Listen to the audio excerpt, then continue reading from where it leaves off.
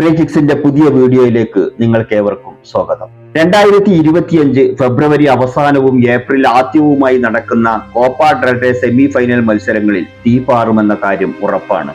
Barcelona Atletico മാഡ്രിഡിനെ നേരിടുമ്പോൾ Real Madrid നേരിടുന്നത് റയൽ സോസിദാദിനെയാണ്. 2014 ശേഷം ഇതാദ്യമായാണ് സ്പെയിനിലെ മികച്ച 3 ക്ലബ്ബുകളായ Barcelona, Atletico Madrid, Real Madrid എന്നീ ടീമുകൾ അവസാന 4-ലെത്തുന്നത്. ടൂർണമെന്റിൽ ഏറ്റവും കൂടുതൽ കിരീടം ചൂടിയ ടീം ബാഴ്സലോണ തന്നെയാണ്. 31 തവണയാണ് ബാഴ്സലോണ കോപ്പ ഡെൽ റേ കിരീടം സ്വന്തമാക്കിയത്. നിലവിൽ ലാലിഗയിൽ രണ്ടാമതും ബാഴ്സലോണയേക്കാൾ 1 പോയിന്റ് മുന്നിലുമുള്ള അത്ലറ്റിക്കോ മാഡ്രിഡ് ആവട്ടെ 2013 അവസാനമായി കോപ്പ ഡെൽ റേ കിരീടം ചൂടിയത്. 10 തവണ ഈ ട്രോഫി അത്ലറ്റിക്കോ മാഡ്രിഡും സ്വന്തമാക്കിയിട്ടുണ്ട്. കോപ്പ ഡെൽ റേ കിരീടം 20 തവണ വിജയിച്ച നിലവിലെ സ്പാനിഷ് യൂറോപ്യൻ ചാമ്പ്യന്മാരായ റയൽ മാഡ്രിഡും കിരീടം തന്നെയാണ് ലക്ഷ്യം വെക്കുന്നത്.